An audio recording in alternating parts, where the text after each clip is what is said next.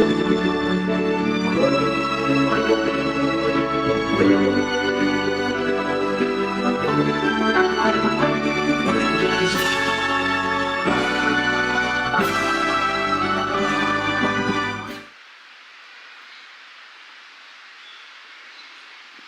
chapter 14 verse 30 के अंदर look unto Jesus, यीशु की ओर देखिए।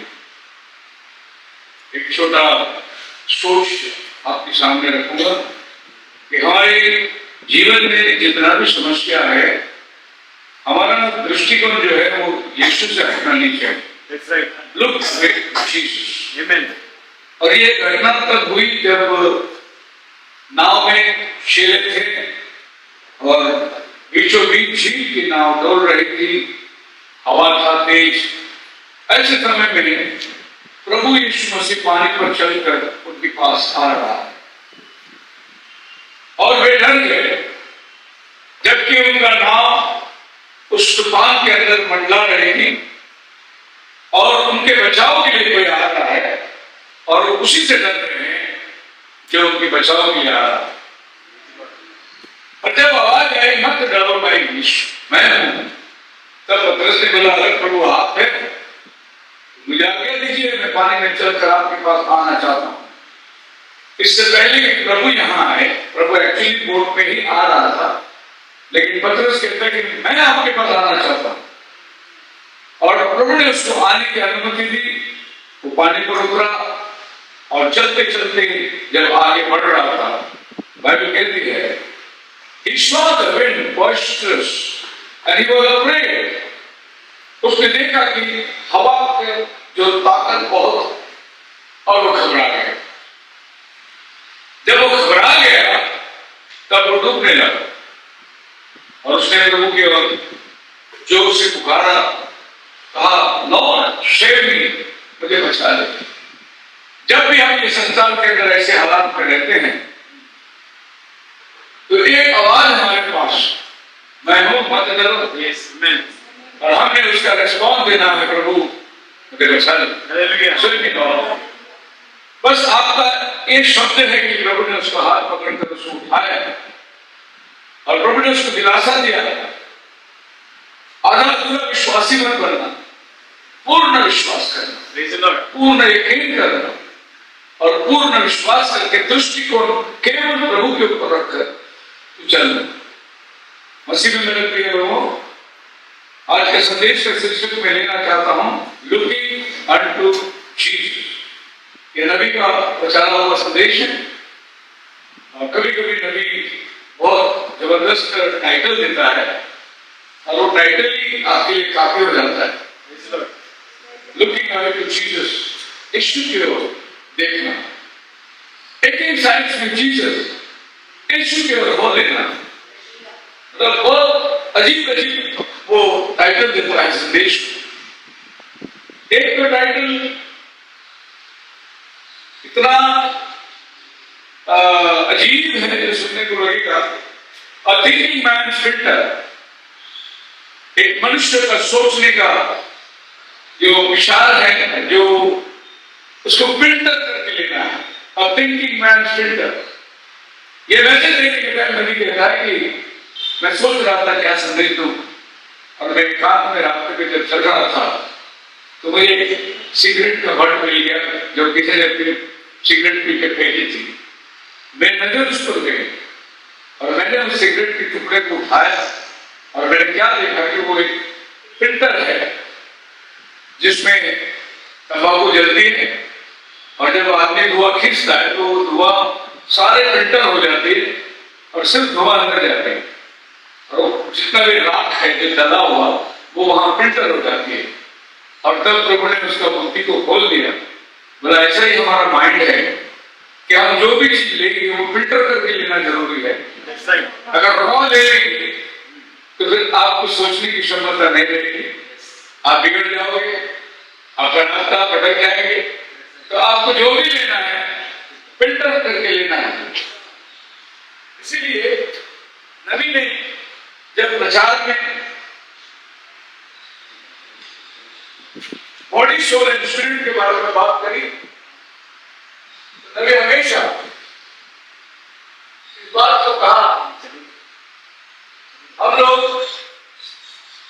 सोल, स्पिरिट और बॉडी। तो माइंड कहां पर है? तो नबी ने बॉडी को बाहर ले लिया, एक राउंड और मार दिया और कहा ये माइंड है और फिर ये बॉडी है। तो स्पिरिट और बॉडी के बीच में उन्होंने माइंड को प्लेस किया। बॉडी इसलिए बाहर गया क्योंकि जब भी बॉडी किसी चीज को सुनता है कान से, वो फिल्टर करके आत्मा को देता है। जब बॉडी आंख से किसी चीज को देखता है, वो फिल्टर करके अंदर देता है। जब बॉडी कोई चीज को बोलती है तो वो फिल्टर होकर उसके बाद वो आत्मा प्राण में जाती है। इसीलिए उसने माइंड को आपके बॉडी और स्पिरिट के बीच में रख दिया। तो भी चीज अंदर जाता है, फिल्टर करने वाला जो है वो परमेश्वर का वचन है जो आपकी लाइफ को फिल्टर करता है। हर एक मलिन का गंदगी पाप आपको दूर करने के लिए, क्योंकि आज वचन ही हमें यहाँ पर लाया है। ऐसा है, आप यहाँ पर किसी महत्वपूर्ण पुरुष को या कोई बड़ा आदमी को देखने नहीं आए। आपका यहाँ आने का मकसद है आप परमेश्वर के वचन सुनने के लिए आए। एक ही हमारा रिश्ता है जो परमेश्वर का वचन है। आमीन। और ये वचन जो है जो आप सुन रहे हैं, ये आपको आगे लेके चलता है। सारा सप्ताह ये वचन हमें साहस और हिम्मत देती है जब हम ये दुनिया के जीवन में जाते हैं और ये दुनिया के काम को हम लोग अपनाते हैं। यही वचन हमें हिम्मत देता है, ताकत देता है, ताकि हम लोग वचन के अंदर बने रहे।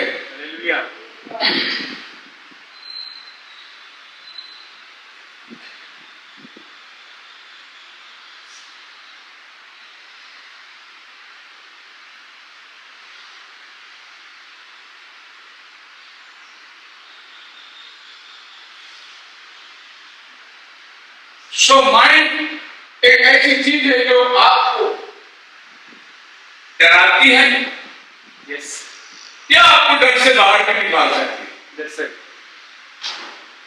अक्सर दुनियावी जीवन में हम देखते हैं बहुत घबराहट है, डर लगता है, रात के अंधेरे में डर लगता है, घर में डरावनी जैसी बातें होती है। तो हमारे बाबा को लोग एक ताबीज बना के दे देते, हाथ में बांध दो या इधर बांध दो। वो ताबीज रहने के टाइम जैसे अंधेरे में गए तो ताबीज को पकड़ लेते लोग, तो उसमें डर नहीं लगना चाहिए। वो माइंड को ऐसे सेटअप करके दे देते, ये पहनेगा तो तेरे को डर नहीं लगेगा, ये पहनेगा तो कोई तेरे नजदीक नहीं आएगा। ऐसा उन्होंने माइंड को बना के देते। माइंड ही है जो आपके सारे चीजों को आपको समझा भी सकता है, आपको उलझा भी सकता है। और बाइबल कहते हैं मनुष्य का सबसे अधिक धोखा देने वाला उसका मन है। इसीलिए नीति वचन कहता है संपूर्ण मन से यहोवा पर भरोसा कर। अपना मन से अगर तू यकीन कर लेगा तो वो तुझे बैठा दे सकता है, क्योंकि सबसे ज्यादा धोखा देने वाला वही है। मसीह में मेरे प्रिय लोगों, प्रभु यीशु मसीह कहते हैं फोकस ऑन मी।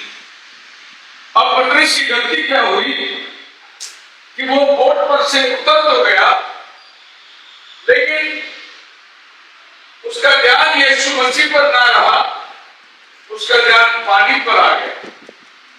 जब पतरस यीशु से नजर हटाकर पानी के ऊपर नजर डाला तो वो डूबने लगा। ये जब हम लोग गाड़ी चलाते हैं तो बहुत सारे स्लोप होते हैं रोड पे, वहां पर एक स्लोप ऐसा है, नजर हटी दुर्घटना घटी। नजर के ऊपर निर्भर है, तुम देखते रहो, यहां वहां नजर मत फिराना। मैं जब बेंगलोर में था, मैं हमेशा बात बोला, लेकिन बात बात बोलने को अच्छा लगता है। कन्वेंशन को जा रहे थे, एक रोड क्रॉस कर रहे थे, तो वहां पर एक बोर्ड क्रॉस लिखा हुआ था, और उसमें जो लिखा हुआ था तो इंग्लिश में, लेकिन पढ़ नहीं सक रहा था। तो मैं उसको बार बार खड़े करके देखा क्या है इसको, पढ़े कैसे है उसको। तब लोकल मास्टर जो थे ब्रदर वॉटसन, मैंने उसको पूछा क्या लिखा है उधर, बोला उसका ऐसा नहीं पढ़ना, उसको उल्टा पढ़ो। तो फिर जब हम ऐसे उल्टा होकर पढ़े तो उधर लिखा नेक्स्ट टाइम ड्राइव स्लो। वो सीधा नहीं पढ़ सकते, वो गिरने के बाद ही पढ़ सकते उसको। तो ये सब जगह में श्लोक है, अपना नर्म को संभालो कर्म में, जहां मोड़ आती है वहां अपने आप को, अपने संतुलन को तुम संभालो। पतरस ने अपना संतुलन खो दिया। प्रभु का कहने का यह है, मत डर, कहने का मतलब यह है मुझे देख मत देख, मैंने तुझे बुलाया ना, मैंने तुझे आवाज दी, मेरे पास आने के लिए कहा, मुझसे नजर मत हटा। आज भी इस विश्वासी जीवन चलने के टाइम हम प्रभु को देख कर आए हैं, प्रभु ने हमें बुलाया है, हम प्रभु के लिए जी रहे हैं, प्रभु हमें लेने को आने वाला है। हमारा नजर प्रभु से हटकर और कहीं न जाए, हम अपने मंजिल को पा सकते हैं। नजर हटा दी कभी कभार हो जाता है, हम लोग नजर वहां देखते रहते हैं, कुछ लोग कभी घटियों को देखते रहते हैं, कुछ लोग क्या गड़बड़ी हो रहा है उसको देखते रहते हैं, कुछ लोग उनका नजर वहां नहीं देता है जिसके लिए आए थे। बहुत सारे चीज सामने दिखाई दे जा रहा है, लेकिन अगर आपने फोकस कर लिया है, जैसे अभी ये कैमरा फोकस कर दिया है, उसको फोकस करके मुझ पर लगा दिया है, अभी मुझे जो उसमें और कोई चीज दिखेगा नहीं, आप भी फोकस कर दो, वचन की तरफ अपना ध्यान लगा दो, आपको बात और कुछ भी नजर नहीं आएगा। एक बार एक सिस्टर आई और पास्टर जी से कहने लगी, शिकायत करने लगी, मैं बस अगले संडे से नहीं आऊंगा, मैंने बहुत शिकायत देखी, यहाँ पर लोग यहाँ इकट्ठा रखते हैं, विदान करते, निंदा करते हैं, आगे ये मेरा आखिरी संडे है, इसके बाद कभी नहीं आऊंगा। पास्टर के सिस्टर से विनती करी, सिस्टर एक संडे और दे दो, एक संडे, अगला संडे आप जरूर आना, मैं आपको वायदा करता हूँ। तो वो सिस्टर बोले ठीक है, मैं आपके लिए एक संडे और आऊंगी। और वो संडे सिस्टर आई, पास्टर से मुलाकात करी, सब लोग आराधना कर रहे थे, पास्टर ने उसको एक गिलास भर के पानी दे दिया और बोले कि सिस्टर चर्च में घूम के आ जाओ, और एक भी बूंद नीचे न गिरे। और वो सिस्टर पानी को संभाल कर चल रही थी, चलते यहाँ से जाके घूम के वापस आ गए के पास, बोले पास्टर ले लो। अब पास्टर ने पूछा कोई मजाक है तुम्हारा, कोई तुम्हारे बारे में बुरा भला बोला? वो बोला नहीं, मेरा नजर तो पानी में था ना, मैं थोड़ी को देख रहा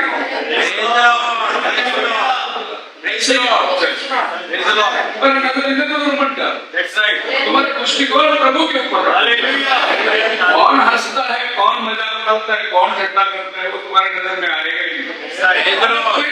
देखोगे तो तुम्हें ये सब नजर आएगा। मतलब ये है कि देखने का नजरिया हमारा बदलना बहुत जरूरी है। हम हमेशा दूसरे को कहते हैं उसका बदलना, उसका बदलना, पर और बदलना। एक बार ऐसे हुआ, पत्नी ने तुरंत पत्नी सवेरे सवेरे आवाज आई, बोली अजी हमारे पड़ोस में कोई नया आया है, देखो उनका घर में साफ दिखाई दे रहा है, कपड़े में सुखाए हैं। पति ने बोला नहीं नहीं नहीं, तो नया नहीं है, वो पुराने लोग हैं, मैंने अपनी खिड़की का कान साफ किया। अपना ही खिड़की इतना मैला था कि पड़ोस में कोई दिखाई नहीं दे रहा था। जब अपना खिड़की साफ किया तो सब साफ दिखाई दे रहा है। अपना दृष्टिकोण को बदलो, अपना सोच को बदलो, अपने विचारधारा को बदलो, सब ठीक रहेगा। हालेलुया। जो मिस्टेक आपको दिखता है वो मुझे भी दिखता है, लेकिन वो मेरा मंजिल नहीं है, मेरा मंजिल प्रभु का वचन है। प्रभु का वचन साफ तरीके से लेके जाता हूँ। मेरे मालूम में बहुत से लोगों को दिक्कत भी होती है, बहुत लोग सुनते हैं, अनसुनी करते हैं, पर मेरा उद्देश्य वो है नहीं, क्योंकि मैं मेरे प्रभु के लिए मेरा काम करके जाता हूँ। प्रभु का तरफ ध्यान रखिए। दुनिया में बहुत सारे संकट, मुसीबत ये सब चलती रहेगी, हर एक को हम लोग गोली नहीं मार सकते, हर एक को शूट नहीं कर सकते, बहुत सारे अफवाहें चलती रहेगी, हम हर एक को बोल नहीं सकते। आप मेरे साथ है ना? मतलब अभी लोग सब पेट्रोल का कंप्लेंट कर रहे हैं, लेकिन हमारा मंत्री साहब क्या बोल रहा है, ये षड्यंत्र है, हमारा गवर्नमेंट को बदनाम करने के लिए कर रहे हैं।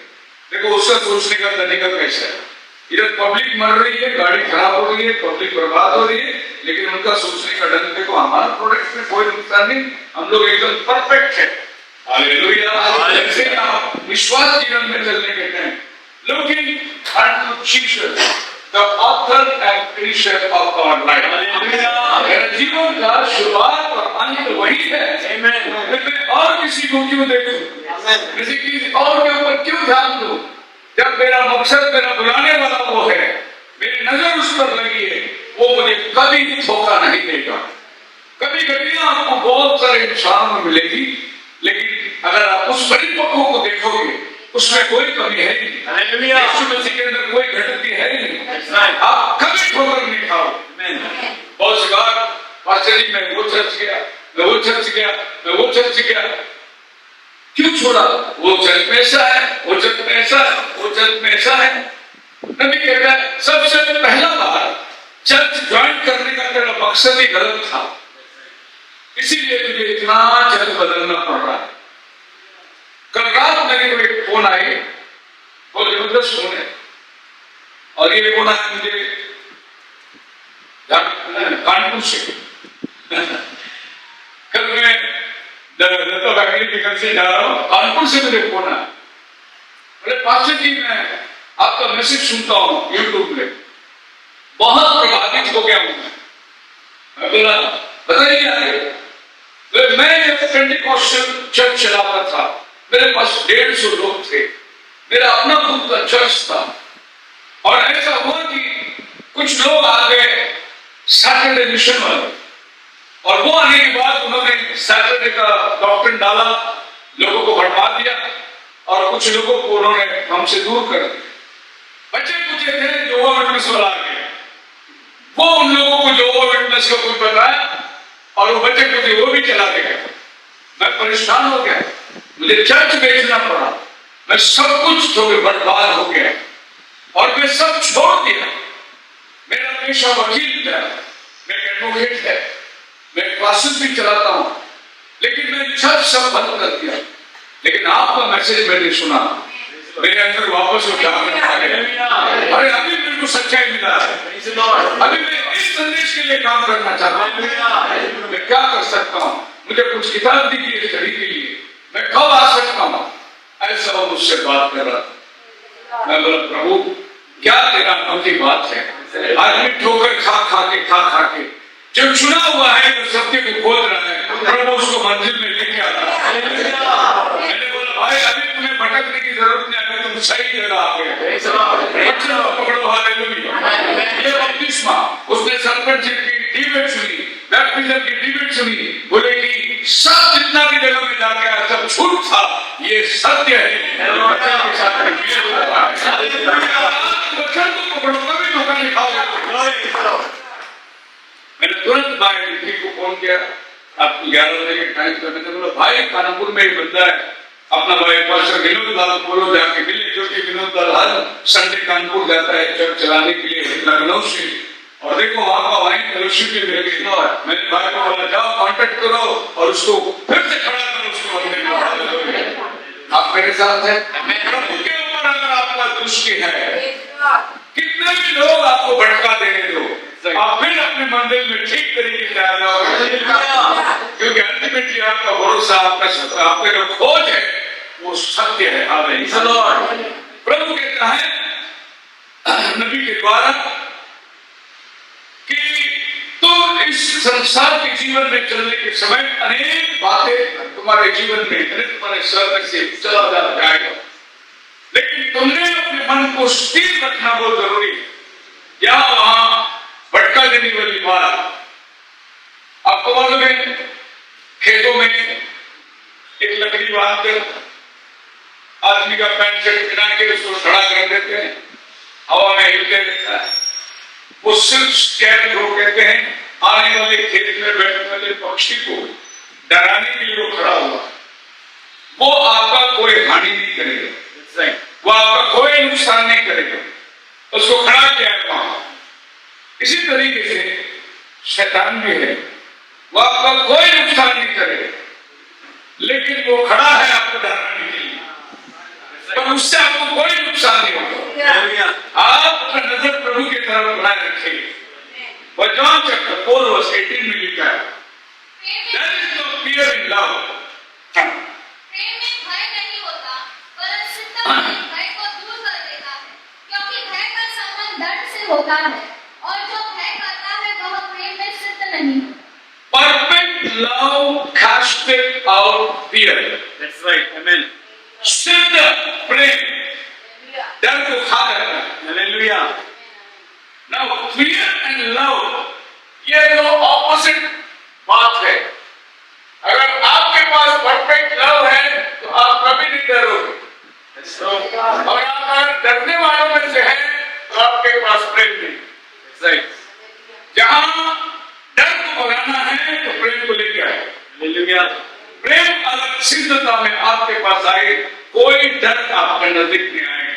That's right. जब मैं ये वचन पढ़ता हूँ तो एक बात मुझे याद आती है। नई नई शादी हुई थी और शादी के बाद दोनों बैठकर हस्बैंड वाइफ ग्रीटिंग्स देख रहे थे।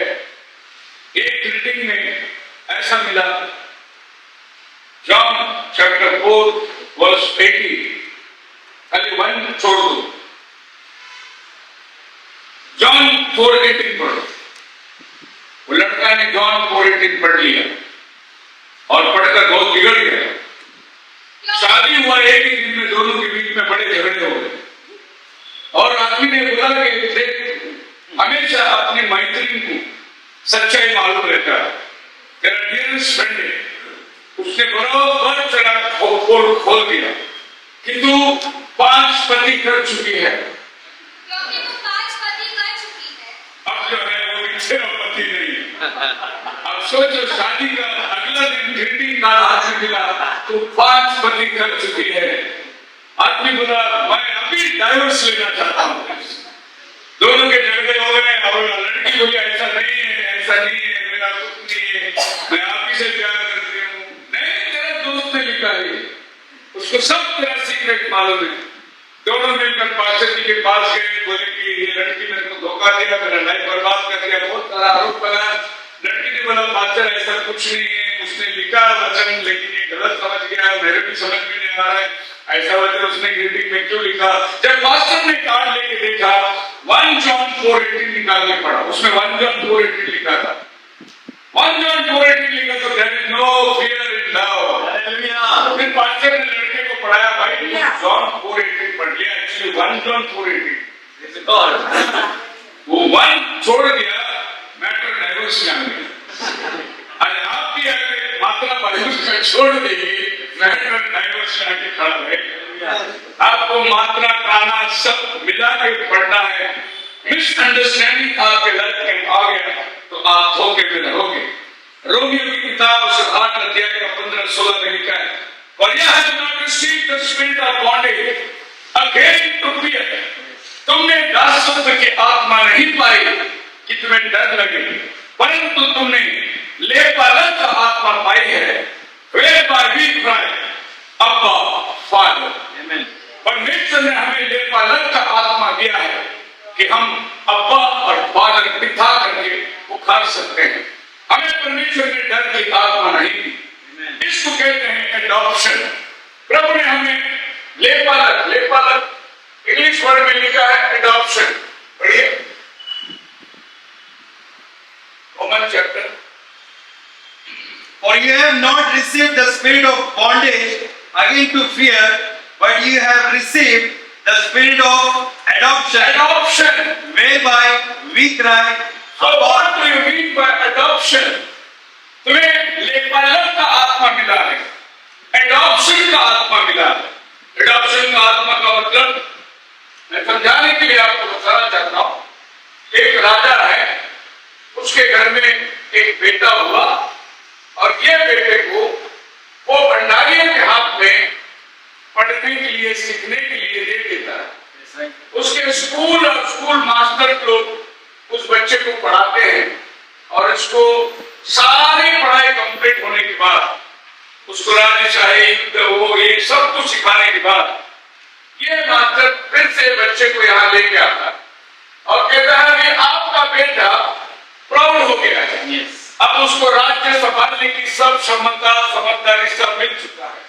तो राजा क्या करता है, अपना रिंग उसको पहनाता है और कहता है आज से जितना पावर मेरा है उतना सब पावर तेरा। That's right. इसको बोलते हैं एडॉप्शन। Praise the Lord. राजा का बेटा ही है, लेकिन वो भंडारियों के हाथ में दिया जाने के बाद जब दोबारा वो आता है राजा के सामने, तो राजा उसको एडॉप्ट करते हैं। जैसे एक अनाथ आश्रम से हमने एक बच्चे को लिया, उसको एडॉप्ट बोलते हैं। हमने एडॉप्ट किया, हमने एडॉप्शन किया। पर बाइबल में क्या बतलाता है, एडॉप्शन का मतलब हम अपने सारे स्कूल कंप्लीट करके जब हमारे बाप के पास आते हैं, हमारा एडॉप्शन होता है। यही एडॉप्शन प्रभु यीशु मसीह का होता है। कैसे? प्रभु यीशु मसीह जब पैदा हुआ, मरियम के गर्भ से संसार के अंदर वो आया, उसके बाद वो 30 साल तक परिवार के साथ रहा। फिर जॉन द बैप्टिस्ट आया और उसके पास उसकी बपतिस्मा हुई।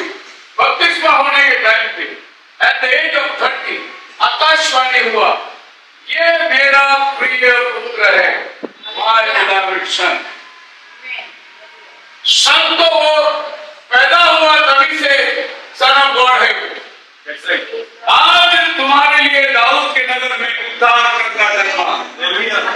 जिस दिन वो पैदा हुआ उसी दिन से वो लॉर्ड है, Yes. लेकिन उसका एक एडॉप्शन होना बाकी था। That's right. और वो एडॉप्शन जॉन द बैप्टिस्ट के पास आकर जब वो बैप्टाइज लेता है, फिर एक आकाशवाणी होता है, अभी पिता बोलता है मेरा पुत्र है, तुम सब इसकी सुनो।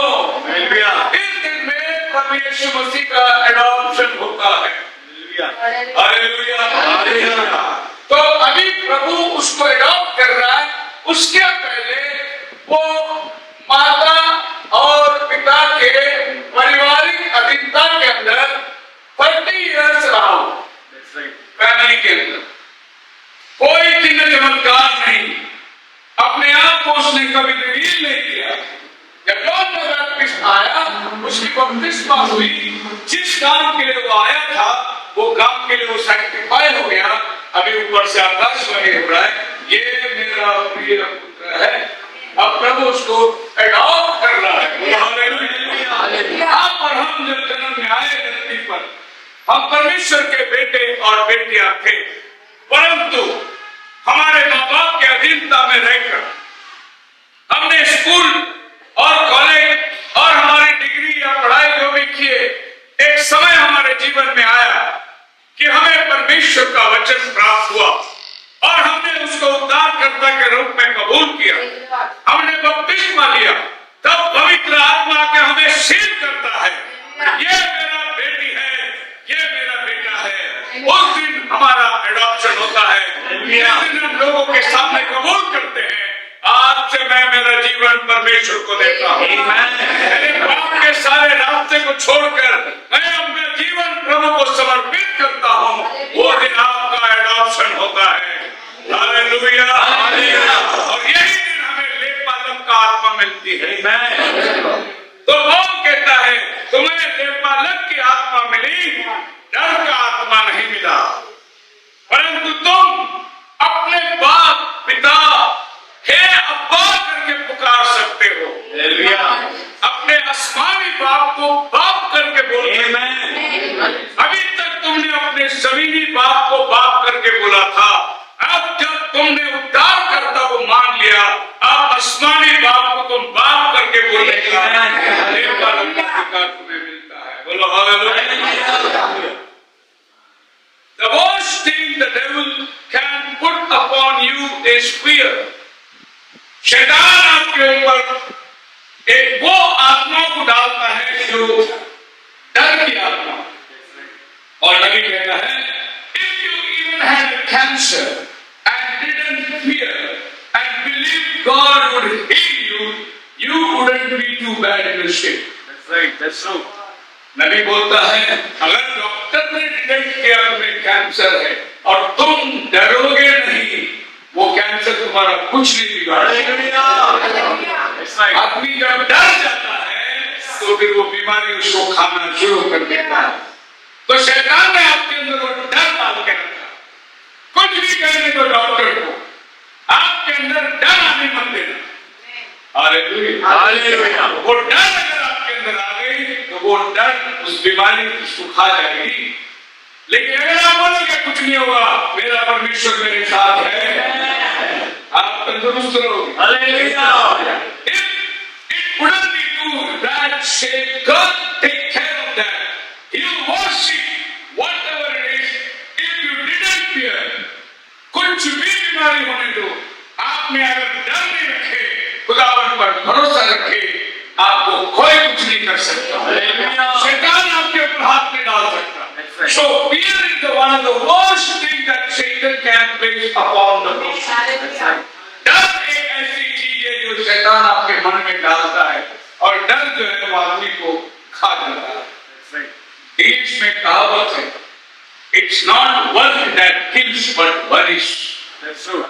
काम आदमी को नहीं मारता, काम आदमी 16 घंटा करेगा तो भी मरेगा नहीं, लेकिन चिंता किया 16 घंटा तो फिर गया, दूसरा दिन काम भी नहीं जाएगा। वरिश आपको मार देता है, चिंता आपको खा जाती है, क्योंकि डर जो है वो चिंता को लेके आती है, कल में क्या करूंगा, कल में क्या करूंगा। आप मेरे साथ हैं? So the worst thing is fear, and so fear is one of the worst things that Satan can bring. परमेश्वर आपको कभी डर नहीं देता। That's right. दो बातें हैं इंग्लिश के अंदर, दोनों भी ऐसा ही लिखा हुआ है। The fear of the Lord is the beginning of wisdom. That's right. Fear of the Lord is the beginning of wisdom. Same time, God बोलते हैं fear not, That's true. मत डर। परमेश्वर का डर, परमेश्वर का डर ज्ञान का आरंभ है। साथ ही साथ परमेश्वर बोलते हैं मत डर। अगर तुझे मेरे पास आना है तो ये फियर ऐसा है, इस फियर को क्या बोलेंगे हम लोग? एक बच्चा फादर के पास आने को डरता है, वो डरता है, एक्चुअली वो डर नहीं है, वो आदर है, That's right. लेकिन उसका वर्ड जो है वो फियर है। वो बड़ा आदमी है, मैं नहीं जाता उसके पास, डर लगता है, वो डर नहीं है, वो रेस्पेक्ट है। सो जो गॉड का फियर है वो रेस्पेक्ट वाला फियर है, और शैतान जो फियर को डालता है वो घबराने वाला फियर है, वो आपको डराने वाला फियर है। सो ये दो फियर आपके पास होना जरूरी है। आप गॉड फियरिंग इसलिए संडे को आके चर्च में बैठे हैं, Praise the Lord. लेकिन साथ ही साथ आपके अंदर दूसरा फियर जो होना चाहिए वो नहीं है, कुछ भी हो जाए मेरा प्रभु मेरे साथ है। Praise the Lord. एक फियर आपके अंदर है जब आप गॉड के प्रेजेंस में आए, और एक फियर जो है आपने छोड़ दिया बाहर, अब वो फियर हमें कुछ नहीं बिगाड़ सकता। सो फियर से दूर रहने के लिए काउंट योर ब्लेसिंग्स। प्रभु ने कितना आशीष दिया उसको गिनना शुरू करो। एक नुकसान हो गया तुम्हारे जीवन के अंदर, तुम क्या करो? नुकसान को मत देखो, परमेश्वर ने जो आशीष दिया उसकी तरफ देखो और वो गिनना शुरू करो। Hallelujah. Praise the Lord. Hallelujah. Dutta परिवार के अंदर आज एक नुकसान हो गया, सांसारिक रीति से उनकी मम्मी चली गई, बड़ा वह एक प्रकार का संकट है, लेकिन पीछे मुड़ो और प्रभु को बोलो धन्यवाद तूने ऐसी माँ हमारे जीवन में दिया। Praise the Lord. Praise the Lord. धन्यवाद प्रभु ऐसी माता जो हमें प्रभु में बढ़ाया। Amen. Count your blessings। That's right. ये फिर आपके अंदर से निकल जाएगा। Hallelujah. आप आशीष को गिनना शुरू करो। Step back, put your things in a proper perspective. अगर कुछ गलती हो गई इमीडिएटली पीछे बढ़ो और सारा चीज को यथास्थित करना शुरू करो। क्यों ये गलती हुई उसको सुधारने की प्रयत्न करो। Recognize all the blessings in our life. परेशानी आएगी, तंगी आ जाएगी, मुसीबत आ जाएगी, बीमारी आ जाएगी, आपको घबराने की जरूरत नहीं। पीछे मुड़कर देखो प्रभु का आशीष कितना बड़ा, और उस आशीष के लिए आप प्रभु को धन्यवाद करना शुरू करो। ये मुसीबत आपके पास से अपने आप टल जाएगा, क्योंकि वो परमेश्वर आपका कभी हाथ नहीं छोड़ेगा। Appreciate all our loved ones. अपने सारे प्रेम करने वालों का प्रशंसा, उसकी बढ़ाई करो, उसका नुक्स मत निकालो परंतु उसकी बढ़ाई करो। Acknowledging all that is good in the world, बुरा चीज बहुत है संसार में, लेकिन उसको मत देखो। जो अच्छी चीज परमेश्वर ने आपको दिया है उसकी बड़ाई करना शुरू करो। बोलो हालेलुया। और कड़ी धूप में चलने से बड़ा परेशानी होगी, पसीना आएगी, चटके लगेंगे, लेकिन फिर प्रभु को धन्यवाद दे दो। अगर सूरज नहीं होता तो लाइफ भी नहीं रहता पृथ्वी पर। प्रभु ने सूरज उगाया, ये पृथ्वी में पेड़ पौधे सब उग रहे हैं। आप अपने दृष्टिकोण को हटाकर भलाई की तरफ में देख लो, थोड़ा परेशानी जरूर होगी, लेकिन वो भलाई की तरफ में अगर आपने अपना नजर उठा लिया, your spirit will be lifted up and we are able to have much fun and laughter. That is what the life should be. Yes. फिर आपके जीवन के अंदर वो आनंद आ जाएगा कि प्रभु की प्रशंसा कितना अद्भुत है। एक बार संडे स्कूल का बच्चे ने अपने टीचर को पूछा, आपने जीसस को देखा है क्या, गॉड को देखा है क्या? संडे स्कूल का टीचर ने बोला मैंने नहीं देखा। अपने पास्टर से पूछ। और बच्चा पास्टर के पास आया, पास्टर को बोला आपने गॉड को देखा है क्या? पास्टर बोला देखा तो नहीं है, लेकिन मैं गॉड के ऊपर विश्वास करता हूं। पास्टर जी ने बोला मम्मी पापा को पूछ ले। बच्चे ने मम्मी डैडी को पूछा आप लोगों ने गॉड को देखा है क्या? अभी बोला सब पास्टर जो बोलते हैं हम लोग वही विश्वास करते हैं, हमने कभी मम्मी डैडी को देखा है। वो लड़का अगले दिन स्कूल जा रहा था और एक छोटा सा बोट में बैठकर उसको नदी पार करके स्कूल जाना है, और वो बोट में बैठकर और बोट वाला बोट चला रहा था। लड़के ने सोचा बोट वाले को पूछेंगे। पास्टर ने नहीं देखा, मम्मी डैडी ने नहीं देखा, संडे स्कूल का टीचर ने नहीं देखा, इसको पूछ के देखेंगे कि गॉड को देखा है क्या? उसने उसको बोला अंकल आप गॉड को देखे है क्या? उसने बोला अरे क्या सवाल पूछा बेटा, देखे सूरज ये गॉड का आज्ञा है, प्रभु ने उसको बनाया, वो अभी भी वहीं पर है। देखिए समुद्र परमेश्वर ने बनाया, उसको बोला तो रेत को बांध कर मत आना, अभी भी वैसी है। ये मौसम को देख, ये पेड़ को देख, ये उगता है, सूखता है, जमीन में जाता है, खाद बनता है, फिर झाड़ में आता है, सूरज उगता है, जवान होता है, बूढ़ा होता है, मरता है, फिर दूसरे दिन उगता है। यीशु मसीह आया, मारा गया, गाड़ा गया, तीसरा दिन मुर्दों में से जीवन। ये पूरी प्रकृति परमेश्वर की गवाही देती है। आपको गॉड देखना ही है, हर चीजों में आपको परमेश्वर दिखाई दे। जैसे हमारे देश के पत्थरों में ईश्वर दिखाई देता है, आप जहां देखे परमेश्वर की गवाही। ठीक है, आप भी पत्थर को देखो, क्योंकि मेरा बाइबल बोलता है मैं चट्टान हूं जिस पर तुम बनाए गए हो। एक पत्थर है, लोगों ने ये पत्थर को पूजना शुरू कर दिया, हम एक पत्थर को पूजते हैं, वो जीवता पत्थर है, वो प्रभु यीशु मसीह है। लोगों को मालूम है कि गॉड इज लाइट, इसके लिए शाम को ट्यूबलाइट लगी तो वर्शिप करते, रोड में गया ट्यूबलाइट लगी तो बत्ती लग गया वर्शिप करते। उनको मालूम है गॉड इज लाइट, और हमको मालूम है वो लाइट कौन सा लाइट है? यीशु मसीह ने कहा मैं जगत की ज्योति हूँ, ये वाला लाइट गॉड है। लोगों को थोड़ा दिशा भूल हो गई, आप मेरे साथ हैं। और हम लोग पत्थर को पूछते, हम भी पूछते हैं पत्थर, पर हमारा जो पत्थर है वो छुड़ाने वाला पत्थर है। जो उससे टकराएगा वो गिर जाएगा, और जिस पर पत्थर गिरेगा वो चकनाचूर हो जाएगा, लेकिन जो पत्थर पर विश्वास करेगा वो स्थिर होकर खड़ा हो जाएगा। हमारे hallelujah hallelujah hallelujah. Remember, no matter how great distress and Satan cannot take your life until God finishes with you. Right? कितना भी भयंकर परिस्थिति होने से भी मत घबराना, शैतान तुम्हारा कुछ नहीं बिगाड़ सकता जब तक प्रभु अपना मकसद को पूरा ना कर ले। अगर आप सोचते प्रभु हमारा करता है, प्रभु हमारा पति है, प्रभु हमारा उद्धार करता है, वो अपने जीवन में मकसद को पूरा करे बिना शैतान आपका कुछ नहीं बिगाड़ सकता। वो आपके चारों तरफ आपको घेरा हुआ है, लेकिन उससे आगे फरिश्ते आपको घेरे हुए हैं, वो आपके नजदीक नहीं आ सकता। गॉड का पर्पस जब तक सॉल्व नहीं होता आपके लाइफ में, तब तक डेविल का कोई काम नहीं है। There is nothing can happen to you unless God permits it. कुछ भी आपके साथ हो नहीं सकता जब तक खुदावन की अनुमति ना हो। क्या विश्वास करते हैं? कुछ भी हो, संकट हो, मुसीबत हो, परेशानियां हो, बीमारियां हो, मृत्यु हो, जो भी हो, प्रभु की अनुमति के बगैर कुछ नहीं हो सकता। हर एक चीज प्रभु को परमिशन लेके ही आपके पास आना है। जैसा शैतान ने परमिशन लेकर जोब के पास आया, प्रभु बोला उसको मेरा डर है मानने वाला परमेश्वर विश्वास योग्य दास से मिला। शैतान ने बोला अरे आपने सब दे रखा है उसको, इसलिए वो आपका प्रणाम कर रहा है, थोड़ा सा मुझे मौका दे दो, देखो क्या करता है, वो आपको दिखा देगा। प्रभु ने बोला नहीं, तेरे को अनुमति दिया, बिना अनुमति का शैतान तुम्हारे पास नहीं आ सकता। There is no evil can come unless God permits it for your good and He is working. अगर ऐसी कोई संकट आए तो वो आपके भलाई के लिए होगा, क्योंकि उसमें भी आप परमेश्वर की महिमा को देखोगे।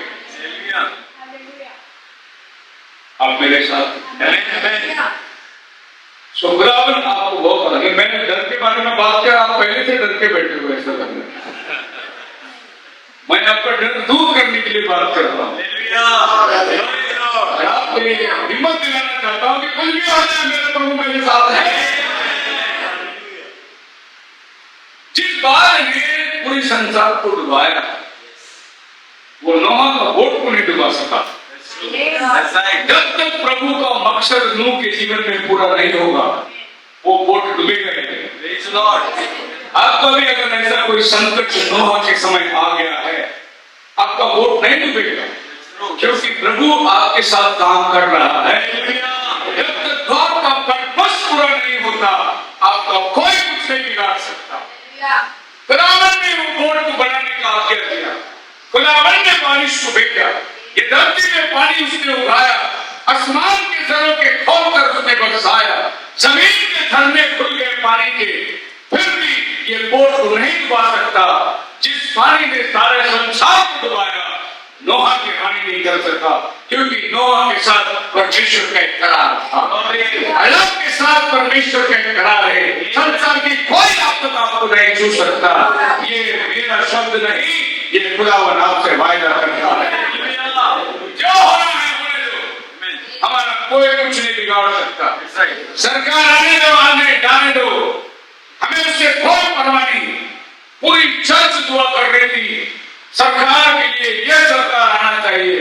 खुदावन सब नियुक्त करता है, राजाओं को वो ठहराता है, वो जो भी ठहराया हमें उसकी अनुमति है। हालेलुया। उस आपद से खुदा आपकी रक्षा करने वाला है। दूसरी बात, He could not bother the Hebrew children until the purpose of God will be fulfilled. शैतान ने देखा ये 3 बच्चे बहुत निडर हैं, इनका भरोसा परमेश्वर के ऊपर इतना है कि अगर वो आज बचाने भी आए तो भी वो नहीं छूटने वाले हैं। शैतान ने राजा के अंदर घुसकर भट्टी को 7 बार तपाया, उसका गुस्सा भड़काया, लेकिन ये आग हिब्रू बच्चों का कुछ बिगाड़ नहीं सका, क्योंकि उनके अंदर परमेश्वर का मकसद को पूरा करना था। ये आग जो जलाया वो परमेश्वर भस्म करने वाला अग्नि उनके साथ उतर कर खड़ा हो गया। वो आग तुम्हारा कुछ नहीं बिगाड़ सकता। परमेश्वर का आग वो आपको जलाता नहीं, परमेश्वर का आग आपको ठंडक पहुंचाता है। वो अग्नि का रंग आसमान से उतरा, अग्नि का रंग उतरा, एलिया उसमें बैठ के गए, एलिया जला नहीं। ये दुनिया का आग जलाएगी, खुदा की आग आपको ठंडक पहुंचाएगी। उसका आग अलग है। फटफड़ाती जीव लोगों के ऊपर आकर फैल गई, वो जलाने वाली आग नहीं है, वो आपको जी में जी लाने वाली आग है, वो आपका जी को ठंडक पहुंचाने वाली आग है। वो दुनिया का आग नहीं है जो भड़कती है। तो जब राजा ने 7 बार भट्टी तपाया और हिब्रू बच्चों को अंदर डाल दिया, शद्रक मेशक और अबेदnego को, खुदावन जो अग्नि में परमेश्वर उनके साथ उतर गया, उनके आजू बाजू खुदा के आग है, वो वाला आग जो राजा ने भड़काया उनका कुछ नहीं बिगाड़ सकता। शैतान भी आपको अगर भट्टी में डाल दे, आपका कुछ नहीं बिगाड़ सकेगा, क्योंकि आपके जीवन में परमेश्वर का अपना मकसद पूरा करना है। कितने विश्वास करते हैं कि उसका मकसद हमारे जीवन में पूरा होगा। कुछ भी हो जाए, मेरा कुछ नहीं बिगड़ने वाला है, क्योंकि उसका मकसद जब तक मेरे जीवन में पूरा ना हो, उसका पर्पस मेरे जीवन में पूरा ना हो, क्योंकि मैंने मेरा जीवन उसको समर्पित किया है। वो जानता है हमारा जीवन को चलाना। हालेलुया।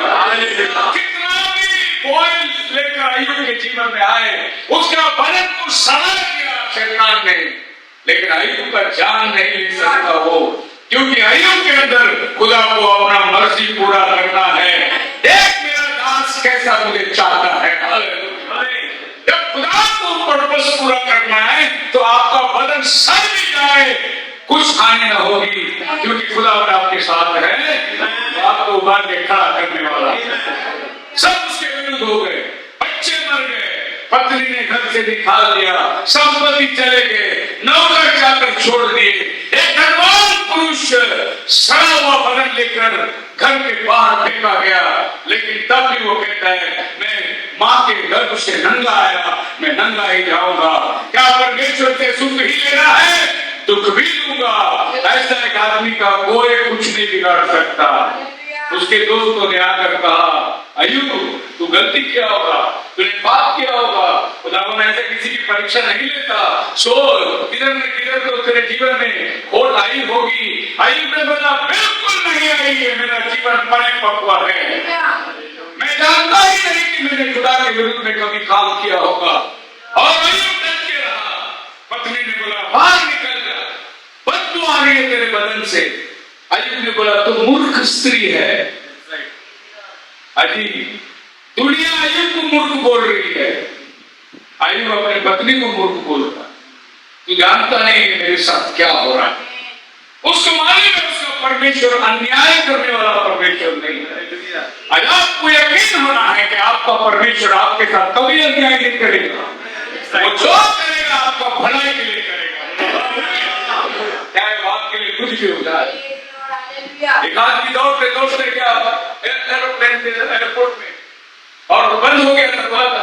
उसने बहुत झगड़ा किया, मेरा अपॉइंटमेंट है, मेरा ये है, मेरा वो है, मेरा मीटिंग है, बस 15 मिनट में कुछ छोड़ो अंदर में दौड़ता हूँ। नहीं, डोर क्लोज हो गया, चेकिंग खत्म हो गया, अभी आपको नहीं जा। बड़ा सोचता हुआ वो एयरपोर्ट के बाहर आ रहा है और वो ऑफिस में जहाँ टिकट बुकिंग है, बोले क्या है मैंने तुम्हारा ये है वो, मैं इतना साल से प्रयास करता हूँ, इतना साल से मैं तुम्हारा कस्टमर हूँ और तुमने मेरी ये बात नहीं मानी। ऐसे बोलते बोलते जब बंदा बाहर एयरपोर्ट का निकल रहा है, टीवी में न्यूज फ्लैश हो गया, जो प्लेन उड़ा वो आगे गिर के सब लोग मर गए।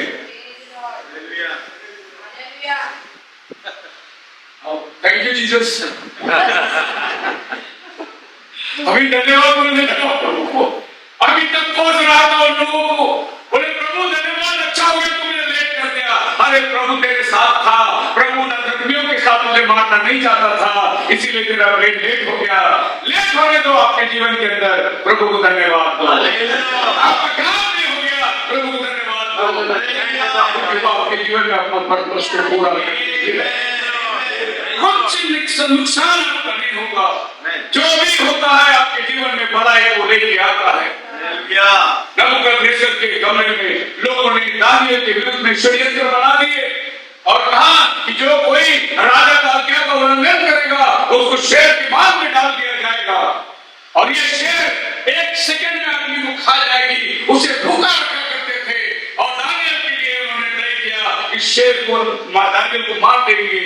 पर दानियेल अपने नियम के अनुसार खिड़की खोल कर यरूशलेम को देखकर दिन में 3 बार प्रार्थना करता था। वो अपना विधि को नहीं छोड़ा और राजा का आज्ञा का परवाह नहीं किया। आप मेरे साथ है।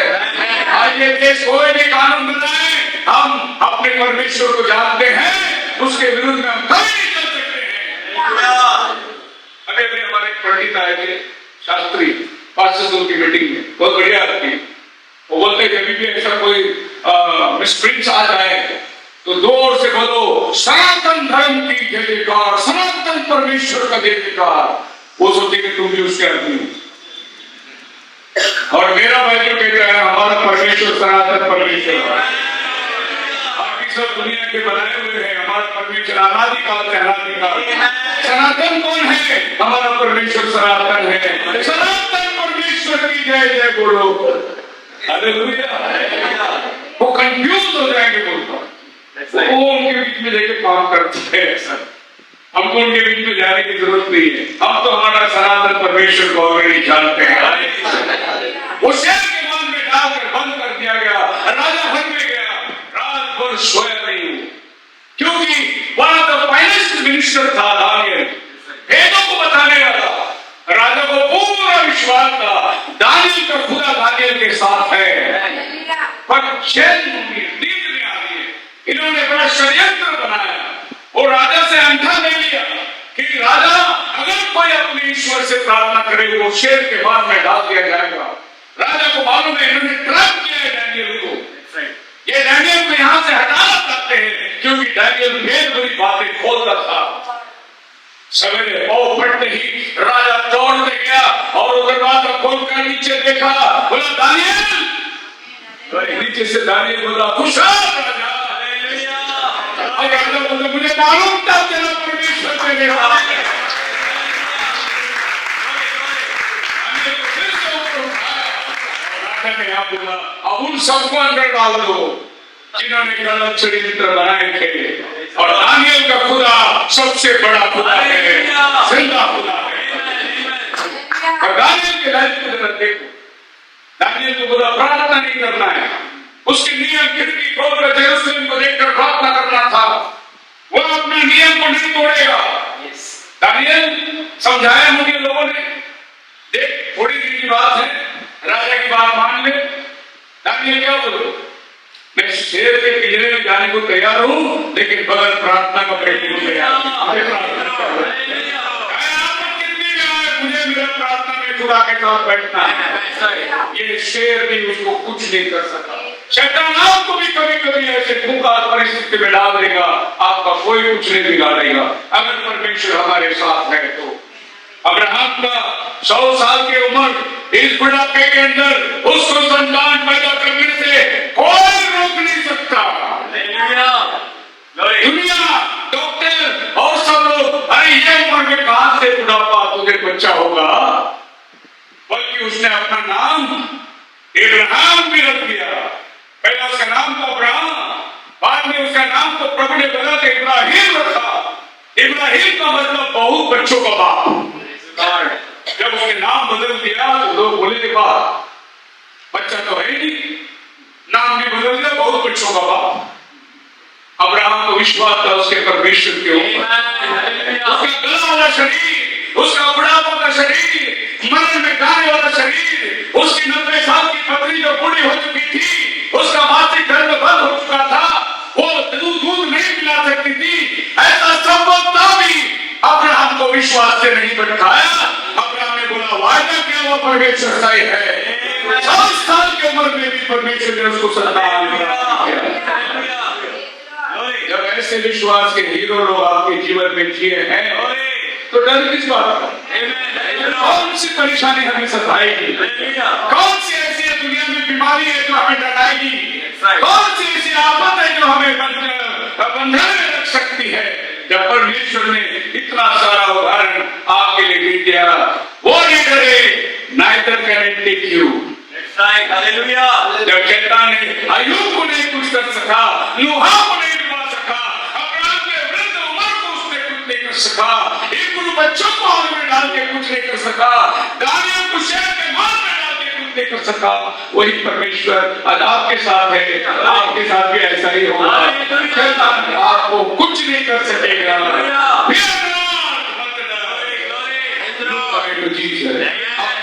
यीशु की तरफ खुदावन आपको बचाए।